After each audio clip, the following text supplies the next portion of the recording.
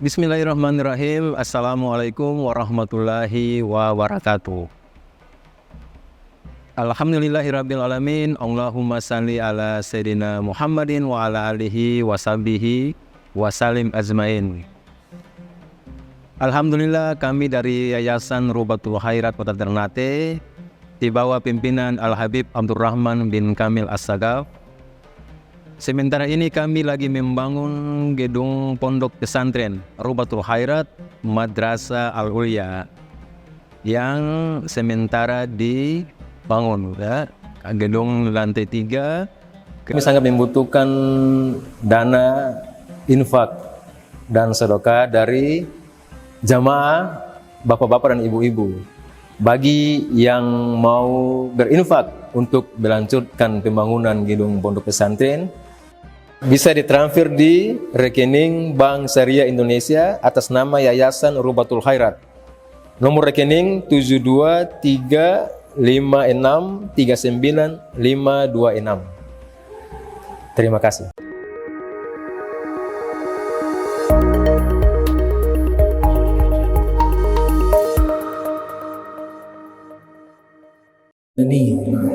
Wa tawallani fi man tawallaita. Kita masih melanjutkan bab tentang al-qunut fi subhi, kunut di salat subuh. Ada satu riwayat yang dinyatakan bil isnadi sahih, dengan sanad yang sahih dari Hasan bin Ali, yaitu Imam Hasan bin Ali bin Abi Thalib, atau beliau adalah cucu Rasul. Imam Hasan, ibunya Sayyidah Fatimah bintu Muhammad sallallahu alaihi wasallam.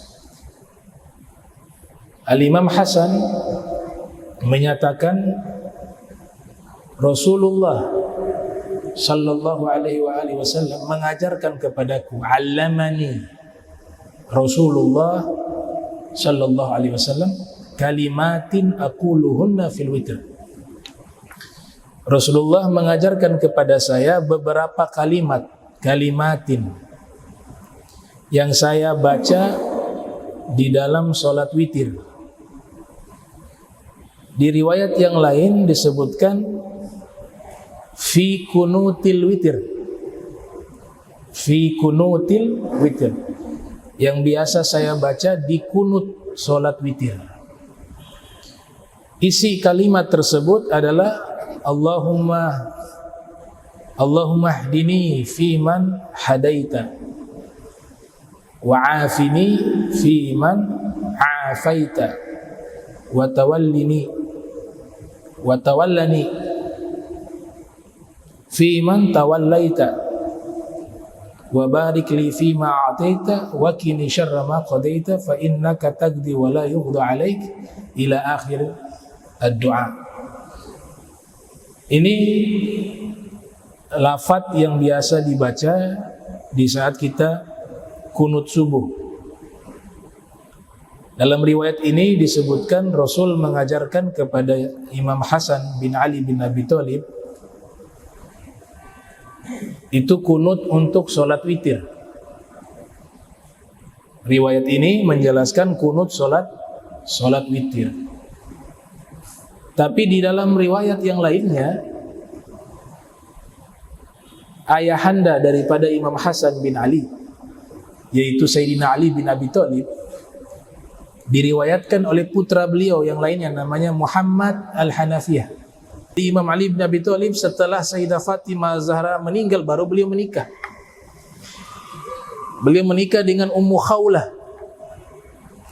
Ummu Khawlah melahirkan anak namanya Muhammad Al-Hanafiyah. Muhammad Al-Hanafiyah ini sangat menghormati Imam Hasan wal Husain. Sampai pernah ditanya, kenapa engkau sangat hormat kepada saudaramu Al-Imam Hasan wal Imam Husain, berbeda dengan yang lain? Kata Al-Imam Muhammad Al-Hanafiyah, Saya sangat menghormati keduanya, Imam Hasan wal Husain, walaupun saya dengan mereka satu ayah. Tapi ibunya mereka adalah putrinya Nabi Muhammad. Bahkan ada yang memprovokasi beliau. Ayahmu pilih kasih, wahai Muhammad al-Hanafiyah. Ayahmu lebih mencintai Al-Hasan wal Husain dibanding dirimu. Coba diprovokasi oleh orang-orang yang tidak bertanggung jawab. Maka Imam Muhammad al-Hanafiyah mengatakan, Al-Hasan dan Husain bagaikan dua mata ayah saya. Sedangkan saya bagaikan tangan ayah saya. Fungsinya tangan untuk mengusir serangga yang ingin menyakiti matanya. Muhammad al-Hanafiyah inilah salah satu putra dari Imam Ali bin Abi Thalib yang nanti turunannya tahun 898 lahir satu ulama besar bernama Al-Imam Abdul Wahhab Asy-Sya'rani. Al-Imam Abdul Wahhab Asy-Sya'rani ini adalah turunan daripada Al-Imam Muhammad al-Hanafiyah bin Ali bin Abi Thalib. Jadi Muhammad al-Hanafiyah putranya Imam Ali dan seorang ulama. Beliau meriwayatkan bahwa Sayyidina Ali bin Abi Thalib ketika sholat subuh membaca kunut di saat sholat subuh, dan isi kunutnya adalah Allahumma hdini fiman hadait ila akhir doa. Jadi riwayat pertama Imam Hasan mengatakan Rasulullah mengajarkan kepada saya sholat kunut, sholat witir, doanya tersebut tadi yang biasa kita baca di kunut subuh. Ternyata riwayat lainnya dari Muhammad al-Hanafiyah meriwayatkan bahwa ayah beliau Imam Ali bin Abi Thalib membaca doa kunut subuh menggunakan redaksi tersebut. Allahumma hdini fiman hadaita wa afini fiman afaita wa tawallani fiman tawallaita wa barik li fima ataita. Ini doa yang sangat kamil wa syamil, doa kunut subuh. Yang pertama isi doa ini artinya Allahumma hdini fiman hadaita, ya Allah berikanlah aku petunjuk sebagaimana orang yang telah kau berikan petunjuk. Itu arti dari doanya. Ya Allah berikanlah aku petunjuk sebagaimana orang yang telah kau berikan petunjuk. Kalau jadi imam diganti domirnya, Allahumma hdina. Hukumnya makruh. Hukumnya makruh baca doa secara berjamaah, tapi doanya sendiri. Misalnya saya jadi imam, kemudian saya doa Allahumma hdini fi man hadait, tapi jadi imam sholat subuh, kita lagi kunut subuh, sah tidak? Hukumnya sah, tapi makruh. Kenapa makruh? Karena tidak menggunakan kata kami, sedangkan ada makmum di belakang.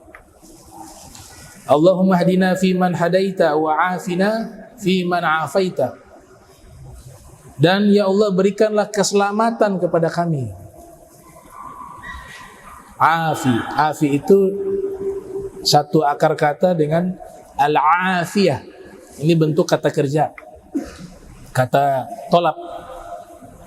Jadi kalau kepada Allah bukan namanya amr, bukan. Amr itu dari atas ke bawah.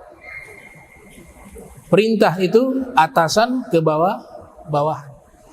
Kalau ada redaksi doa yang isinya kata perintah tapi mintanya kepada Allah, artinya bukan kata perintah tapi tolab, permohonan. Gak bisa diartikan perintah. Bagaimana makhluk perintahkan Tuhan? Gak bisa. Maknanya apa? Tolab. Laisa bil ma'na amr. Maknanya permohonan, bukan perintah. Kalau perintah dari atas ke bawah. Allah Ta'ala berfirman di dalam Al-Quran, wa aqimu sholata wa atuz zakata, misalnya, dirikanlah sholat dan tunaikanlah zakat. Itu perintah. Al-amru yadullu alal wujub ma lam tasrifhu qarinah. Al-aslu fil amri al-wujub. Dari atas ke bawah perintah. Tapi kita makhluk, ketika bentuk doa itu berupa perintah kepada Allah, maknanya bukan perintah tapi tolabun, permohonan. Ya, seperti ini doa kunut. Wa'afina fiman a'faita. Ya Allah, berikanlah keselamatan kepada kami sebagaimana orang-orang yang telah Kau berikan keselamatan. Ada ilmu yang Nabi ajarkan kepada kita. Setiap doa harus diiringi dengan kata selamat. Al-afiyah. Tidak cukup kalau kita doa, ya Allah tolong berikan saya sehat. Gak cukup di situ. Allahumma inni as'aluka as-sihhata. Atau Allahumma inni as'aluka al-umra at-tawil. Ya Allah, aku memohon padamu umur yang panjang. Jangan kita doa berhenti di situ. Rasul katakan, ya ammi, ya Abbas, ammi Rasulillah, atau amma Rasulillah, is'alullah al-afiyah. Atau kama qala Rasul sallallahu alaihi wasallam. Nabi katakan, wahai pamanku Abbas ibni Abdul Muttalib, kalau doa, kata Rasul, mintalah afiat kepada Allah. Apa arti afiat? As-salamah, keselamatan. Para ulama mengatakan makna afiah di sini dia mencakup seluruh doa yang baik harus diiringi dengan afiah. Kalau tidak diiringi dengan afiah, maka nikmat yang Allah berikan itu, permohonan yang Allah berikan itu bisa juga berupa sesuatu yang tidak baik. Contoh, Allahumma inni as'aluka as-sihhata. Ya Allah, aku memohon kepadamu sehat. Allah kasih sehat. Tapi sehatnya ini belum tentu di dalam taat. Ada orang sehat dalam maksiat. Makin jahat, makin sehat. Makin melanggar perintah Allah, makin sehat. Kenapa demikian? Dia sehat tapi tidak afiat. Tapi kalau kita mintanya, ya Allah berikan kepadaku sehat dan afiat, sehat dan selamat, itu Allah akan berikan kita sehat. Dan ketika kita sehat, kita gunakan nikmat sehat itu dalam ketaatan kepada Allah, di dalam hal-hal yang diridhoi oleh Allah Subhanahu wa taala. Itu namanya as-sihah wal afiyah. Jadi harus tambah wal afiyah. Dulu ada seseorang datang menemui Al-Imamul Haddad yang mengatakan, wahai Imam, saya ini hidup susah. Makan sehari, kadang sekali makan, kadang tidak makan. Bagaimana kiranya biar saya bisa hidup enak? Minimal setiap hari saya makannya sehari 3 kali. Imam Haddad ajarkan, kamu rutin setiap sholat 5 waktu baca doa.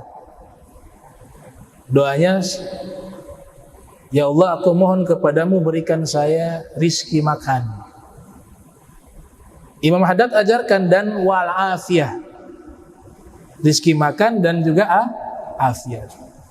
Mungkin dia lupa, dia amalkan doa itu, afiatnya dia lupa. Jadi setiap habis 5 waktu dia doa, ya Allah berikan saya rizki bisa makan sehari 3 kali, begitu. Terus dia doa-doa, akhirnya Allah ijabah doanya dengan cara yang tidak baik. Dia masuk ke dalam penjara dalam satu kasus, akhirnya dimasukkan ke dalam penjara. Di dalam penjara dia dapat makan jatah setiap hari 3 kali. Gratis. Akhirnya waktu berjalan cukup lama dia di penjara.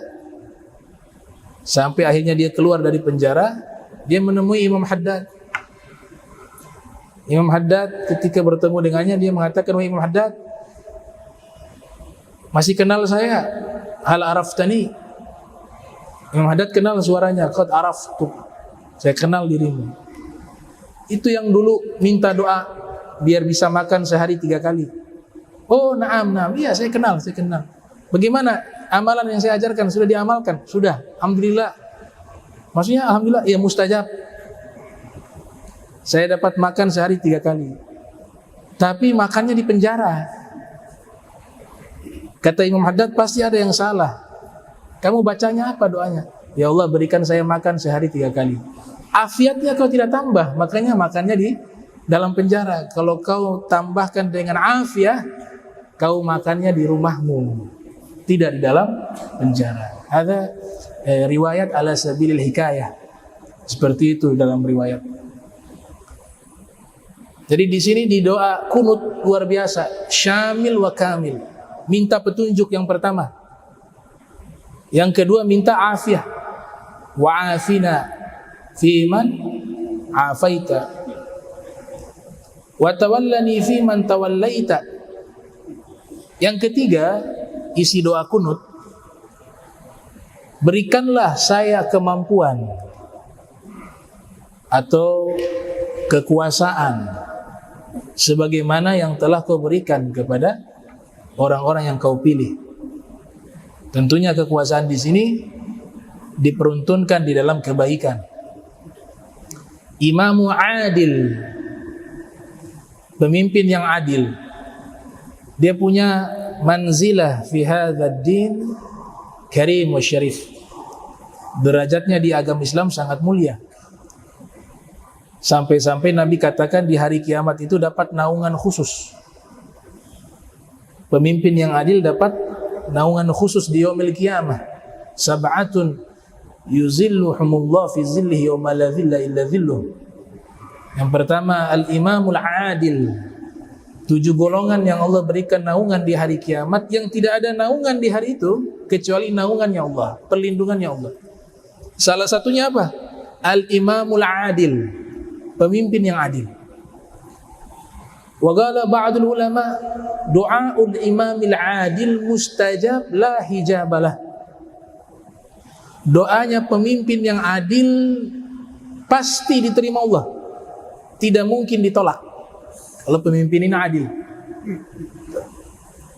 Kita baca dalam sejarah, Umar ibn Abdul Aziz memimpin hanya dalam waktu 2 tahun, tahun 99 sampai 101 Hijriah. Tapi kemakmurannya luar biasa, sampai dikatakan domba dengan serigala jalan berbarengan. Serigala tidak memangsa domba. Kemudian orang-orang yang terima zakat tidak ada. Dikasih zakat semuanya mengatakan sudah mampu, sudah cukup. Sampai bingung tuh mau dikasih kemana nih penyaluran zakat. Padahal beliau memimpin hanya dalam waktu 2 tahun. Kenapa bisa berkah seperti itu? Karena beliau salah satu figur pemimpin yang adil. Imamun adilun. Lau anna ahlal qura amanu wattaqau la fatahna alaihim barakat minas samawat wal ard. Seandainya penduduk satu negeri bertakwa kepada Allah dan beriman kepadanya, niscaya kami bukakan pintu-pintu keberkahan. Coba perhatikan, berkatnya bukan bentuknya satu berkah, tapi limpahan keberkahan. Dari mana? Langit dan bumi. Nah, penduduk ini bisa takwa karena sebab pemimpin. Pemimpinnya bertakwa, pemimpinnya adil, pemimpinnya soleh, maka masyarakat pun akan menjadi soleh. Kalau masyarakat menjadi taat, menjadi takwa, Allah berikan janjinya kepada kita, la fatahna, pakai huruf lam, lam li taukid, sungguh kami bukakan bagi mereka keberkahan-keberkahan, bukan satu berkah, barakat, banyak keberkahan, bukan hanya di bumi, tapi juga di langit. Kayaknya kalau doa, Imam Fudail bin Iyad mengatakan, ya, kita kalau doa itu jangan pernah kosong dari doa minta kepada Allah pemimpin yang adil. Karena punya pengaruh sangat besar terhadap kehidupan kita. Bahkan di dalam kitab fikih dikatakan hukumnya sunnah ketika khotib khutbah Jumat. Di khutbah yang kedua dianjurkan untuk mendoakan kepada pemimpin. Atau meminta kepada Allah mengirimkan pemimpin yang adil. Fudail bin Iyad mengatakan, "Lau kanat li da'watun mustajabah." Seandainya saya punya satu doa. Doa ini doa pamungkas. Saya minta pasti Allah ijabah. La ja'altuha illa fi sultan. Pasti saya jadikan doa ini khusus kepada pemimpin. Kata Fudail bin Iyad. Karena memang pengaruhnya sangat besar bagi kehidupan kita di dunia ini. Ya, as-sultan zillullah fi ardih. Kekuasaan, pemerintahan, kerajaan adalah naungan Allah di muka bumi ini. Al-Imamul Adil. Doa yang keempat, minta berkah di doa kunut. Wa barik li wa barik lana fima a'taita. Ya Allah, berikanlah keberkahan kepada kami atas apa-apa yang telah Kau berikan kepada kami. Ini doa kunut nih. Luar biasa. Setiap subuh kita baca, doanya sempurna. Minta petunjuk. Yang pertama tadi. Yang kedua minta afiah. Yang ketiga memohon diberikan kekuasaan. Yang keempat minta keberkahan. Apa itu berkah? Al-Imam Asbahani, Ar-Raghib Asbahani dalam kitab Mu'jam Mufradat Al-Fadhil Quran mengatakan berkah adalah thubutul khair ilahi fi syai'. Ketetapan Allah terhadap sesuatu yang dimana memunculkan kebaikan. Itu namanya berkah. Menurut Imam Ar-Raghib Al-Asbahani dalam kitab Mu'jam Mufradati Al-Fadhil Quranil Karim. Thubutul khair ilahi fi syai'. Ketetapan Allah terhadap segala sesuatu yang mendatangkan kebaikan. Itu namanya berkah. Ini saat ini contohnya nih. Contohnya dari kesibukan kita dengan keluarga kita, dengan pekerjaan kita. Ya, tapi sempat-sempat kita hadir di majlis ilmu antara waktu maghrib dan isya. Waktu kita saat ini berkah. Karena waktu kita gunakan fil khair, dalam kebaikan. Nah, ini karena sebab apa? Hadiah dari Allah. Kalau kita pakai akal sehat, sebenarnya kita ini buat kebaikan, Allah yang berikan hadiah itu kepada kita. Tapi saking baiknya Allah, sudah Allah berikan hadiah kepada kita, kita kerjakan kebaikan itu, Allah berikan balasan lagi. Makanya ulama menafsirkan la haula wala quwata illa billah. Apa terjemahannya biasa? Tidak ada daya dan tidak ada kekuatan kecuali dari Allah. Tapi Al-Imam Ibnu Ajibah, salah satu tokoh sufi besar, beliau memberikan penafsiran yang luar biasa dari kalimat la haula wala quwata illa billah.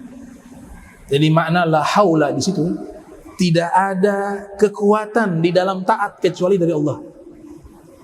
Ini kita bisa taat begini, bisa hadir majlis, bisa duduk di masjid, bisa sholat berjamaah maghrib wa isya, itu semua hadiah dari Allah. La haula wala quwata illa billah. Kemudian wala quwata, tidak ada kekuatan menghindari maksiat, itu pun dari Allah. Itu makna terdalam lafaz la haula wala quwata illa billah. Ini lafaz dia ada di gudang di bawah arsy-Nya Allah. Jadi di arsy-Nya Allah itu ada kanzun. Kanzun itu gudang simpanan. Nabi pernah katakan kepada Abu Musa al-Ash'ari, "Ya Aba Musa, ala adullukum ala kanzin min kunuzil jannah." Fi riwayah. Dalam riwayat dikatakan, "Wahai Abu Musa, mau aku tunjukkan kepadamu satu harta berharga dari gudang yang ada di surga," kata Rasul. Wa fi riwayah, "Arsh." Qala bala ya Rasulullah. Kata Abu Musa, "Iya ya Rasulullah, saya mau." Nabi katakan, gudang harta yang berharga di surga itu adalah kalimat la haula wala quwata illa billah. Satu hadis ini satu hadis dijelaskan oleh Al-Imam Ibnu Athaillah Sakandari. Jadi satu kitab, namanya kitab Al-Hikam. Jadi kitab Al-Hikam itu hanya menjelaskan satu hadis. Hadis tersebut la haula wala quwata illa billah dibahas oleh beliau dengan sangat luar biasa, dengan zauq, ya. Jadi nulisnya bukan asal nulis, tapi memang yang beliau tulis beliau alami secara spiritual. Pengalamannya beliau punya, sehingga itu lafaz dikatakan oleh para ulama hampir-hampir wahyu itu. Hampir-hampir seperti wahyu. Hampir-hampir seperti Al-Quran. Al-Quran tidak mungkin sama dengan kitab-kitab lainnya. Tapi itu artinya apa? Saking indahnya itu ucapan-ucapan, tulisan-tulisan Al-Imam Ibnu Athaillah Sakandari dalam kitab Al-Hikam, itu dikatakan ini kayaknya wahyu nih. Bukan manusia yang bicara dengan nafsunya. Itu beliau jelaskan hadis tadi. La haula wala quwata illa billah. Makna berkah yang kedua, az-ziyadatu fil khair. Tambahan kebaikan. Itu arti berkah. Jadi kalau kita punya rizki dikasihkan oleh Allah, misalnya uang 500.000, ternyata uang 500.000 ini kita gunakan kebutuhan bisa sampai 1 minggu, ya. Padahal yang biasanya 3 hari atau 2 hari. Dan dalam kebaikan, kita makan, kita minum, punya energi, kita gunakan sholat, kita gunakan baca Al-Quran, kita gunakan zikir, kita gunakan hadir majlis ilmu dan seterusnya. Semuanya isi kebaikan. Nah, itu namanya berkah. Az-ziyadatu fil khair. Ada tambahan dalam kebaikan. Al-Hubayshi menulis kitab namanya Al-Barakah fi fadli sa'i wal harakah. Nama kitab. Kitab berkah. Berkah itu muncul dengan 2. As-sa'i wal harakah. Sa'i usaha, al-harakah gerak. Al-barakah fil birkah. Kalau di dalam pesantren itu mengatakan keberkahan itu ada di kamar mandi. Apa maksudnya? Al-barakah fil birkah. Bahwa seorang murid kalau mau ilmunya manfaat, dia harus berkhidmah kepada gurunya. Kalau hanya belajar ngambil ilmu tapi tidak berkhidmah melayani gurunya, ilmunya itu gak ada berkah. Yang membuat ilmu menjadi berkah dan menyampaikan murid dekat dengan Allah, dan Allah bukakan futuh. Yang lain belajar 10 tahun, dia 2 tahun bisa. Yang lainnya belajar susah payah 20 tahun, dia 5 tahun bisa. Kenapa? Dikasih berkah. Salah satu cara mendapatkan berkah ilmu, khidmah li syekh. Dia berkhidmah kepada guru. Salah satu bentuk khidmah, cuci toiletnya guru, kamar mandinya, WC-nya. Itu biasa pendidikan kita di pesantren begitu. Kenapa? Disitulah disebut dengan al-barakah, barakatul ilm, keberkahan ilmu.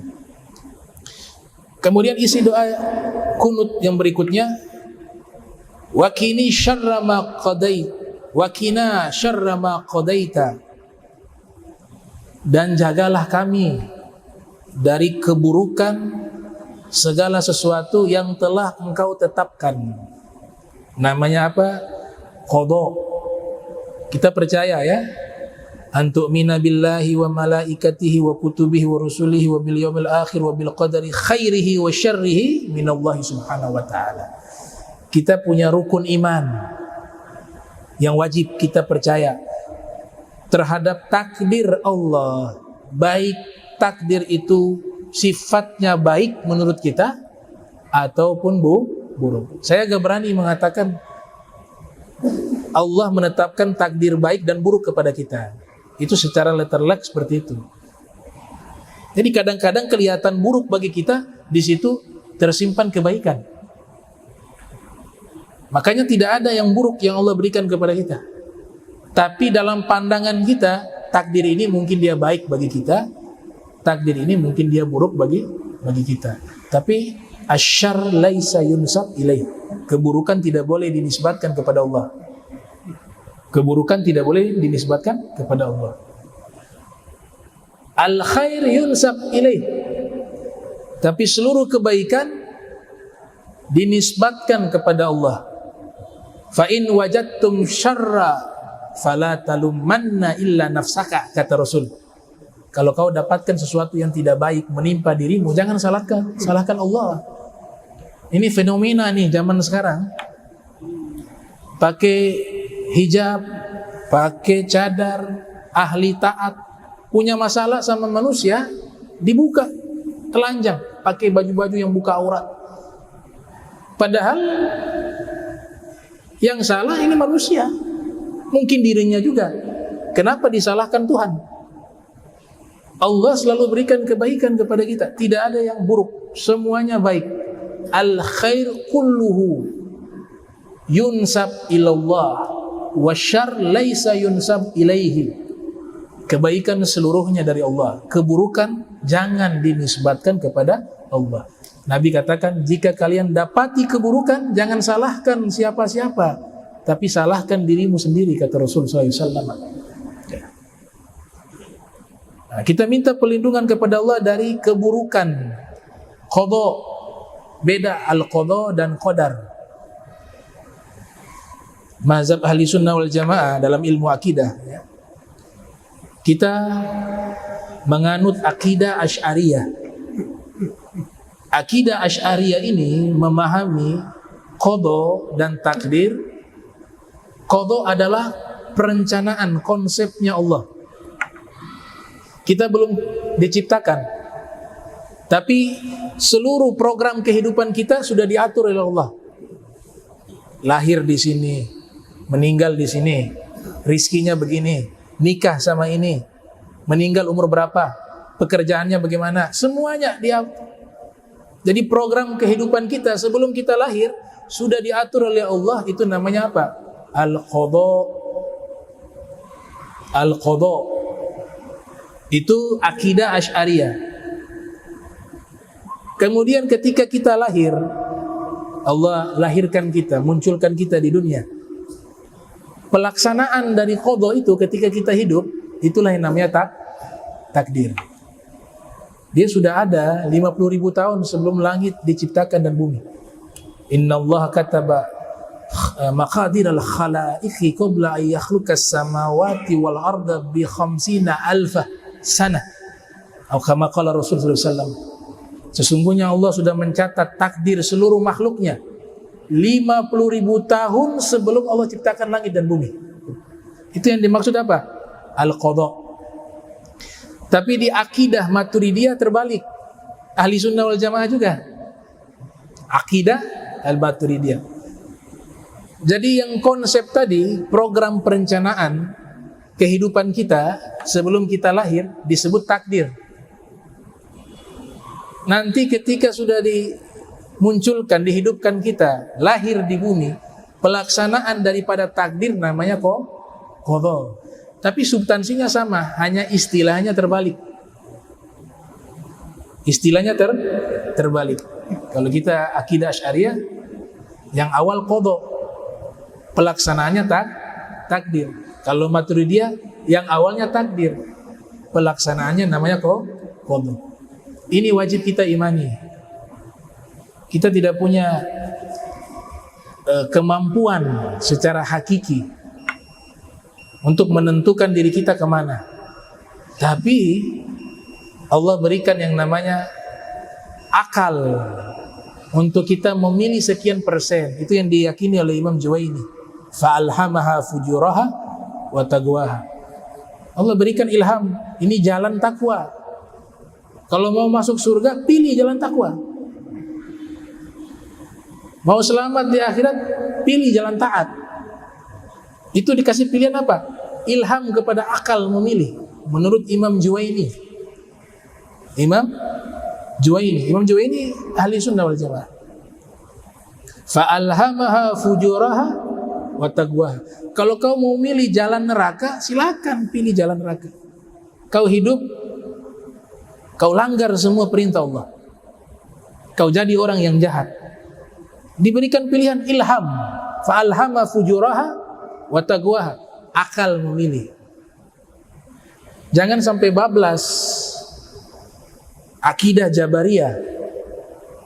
Akidah Jabariyah itu memahami bahwa usaha manusia tidak punya manfaat. Kalau memang dari awal ditakdirkan neraka, sekalipun kau taat, tetap masuk neraka. Namanya fatalism. Ini pemikiran yang menyimpang. Kalau rizkinya memang sudah dicatat sebagai orang yang fakir miskin, kau kerja usaha sekuat apapun tetap miskin, akhirnya tidak mau kerja. Fatalism Jabariyah. Sudah disepakati oleh para ulama ahlul kalam bahwa pemikiran semacam ini menyimpang. Ada yang kedua, lawannya, Qadiriyah. Disebut dengan golongan Qadiriyah karena selalu membahas masalah takdir. Makanya kita ini dilarang oleh Rasulullah. Sibuk bahas masalah takdir. Lah itu ilmunya Allah kau bahas-bahas. Kau tugasnya disuruh taat-taat aja. Gak disuruh cari tahu rahasianya Allah. Sirrun min asrarillah fala tatakallafu. Itu takdir rahasianya Allah. Jangan kau paksakan untuk mencari tahu rahasianya Allah. Idza dzukiral qadar fa'amsiku. Kalau orang banyak membahas takdir, diamlah kata Rasul. Jangan tenggelam di dalam pembahasan itu. Karena sia-sia. Kita punya ilmu gak bisa sampai dengan ilmunya Allah. Bahrun amik. Kata Imam Ali, takdir itu lautan yang dalam, yang tidak ada dasarnya. Wa tariqun muslimah, jalan yang gelap, yang tidak ada cahayanya. Wa sirrun min asrarillah. Dan takdir itu adalah rahasianya Allah. Maka kalian tidak akan mampu mendapatkan atau mencari tahu atau mengungkapkan rahasianya Allah Subhanahu wa taala. Nah, ini kelompok muncul yang dia bahas setiap hari takdirnya Allah.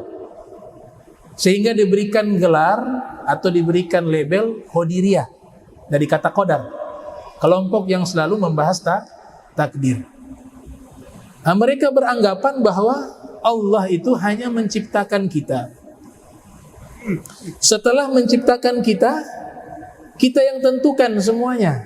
Allah sudah tidak punya kuasa lagi mengatur kita. Ini juga menyimpang.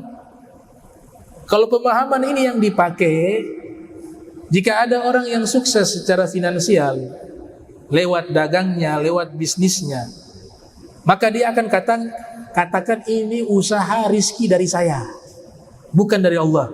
Karena Allah hanya ciptakan saya, tapi usahanya dari saya. Jadi bukan rizkun minallah, rizkun min nafsi. Makanya kalimat mereka pada waktu itu seperti itu. Rizki dari saya, bukan dari Allah. Ada orang pandai dengan belajar. Dia belajar jadi pandai. Ketika dia pandai, dia mengatakan ini ilmu dari saya, bukan dari Allah. Padahal konsep yang benar mengatakan apa? Kullu syai'in minallah. Wa ma min dabbatin fil ardi illa 'ala Allahi rizquha. Tidaklah makhluk yang hidup di muka bumi ini kecuali semuanya itu dijatah rizki oleh Allah. Wa ma tasha'una illa ayyasha Allah. Apa yang kalian kehendaki itulah kehendaknya Allah. Huwa khaliqukum wa ma ta'malun fi tafsir.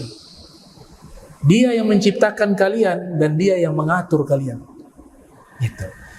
Ahli sunnah di tengah, tawassut. Tidak fatalisme, berpasrah total tanpa usaha, dia berusaha tetap.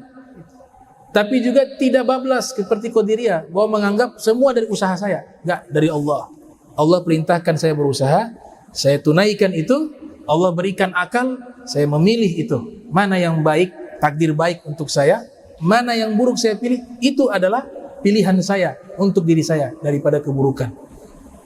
Nah, ini konsep daripada masalah takdir di dalam akidah ahli sunnah wal jamaah. Jadi itu beberapa isi doa di dalam kunut subuh yang biasa dibacakan memiliki arti yang sangat luar biasa.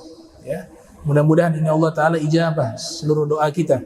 Allah berikan kita istiqamah, sehat wal afiyah fi ta'ah wal ibadah.